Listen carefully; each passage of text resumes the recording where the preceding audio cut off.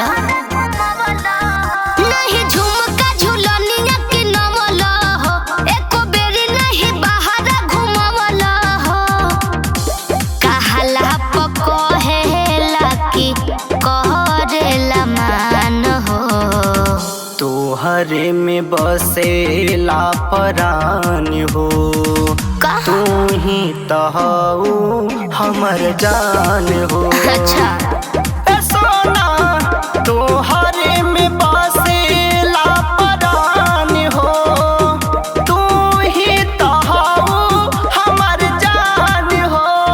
झूठ मत बोलो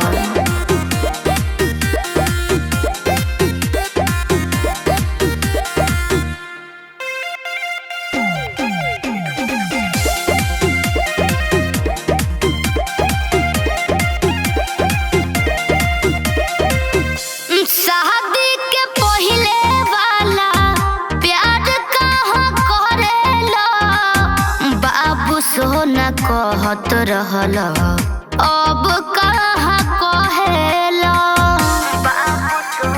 बताओ तो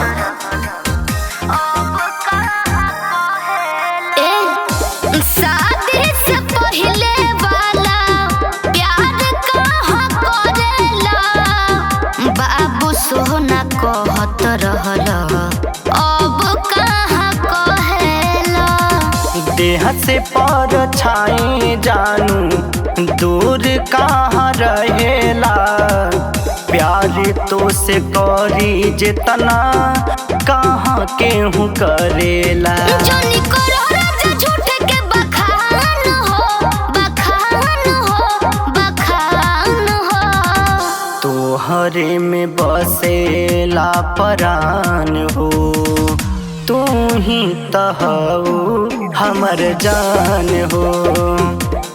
सोना तोहरे में बसेला परान हो तू ही तहु हमर जान हो।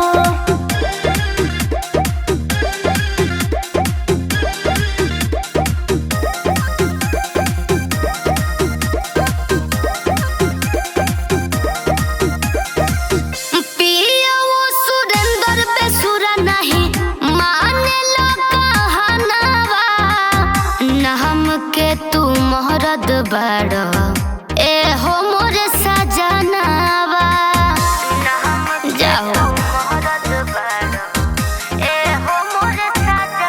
सुनो पिया वो सुरेंद्र बेसुरा नहीं माने लो कहनावा न हमके तू मोरद बड़ ए हो मोरे सजनावा तू त करे जा बाड़ू बाटे परवा हो दीने स दीवाना सतेंद्र बाटे गवाह हो। रोज काहे करेला परेशान हो परेशान हो परेशान हो तोहरे में बसेला परान हो झूठ मत तू बोल ही तहु हमर जान हो। चुप रहो।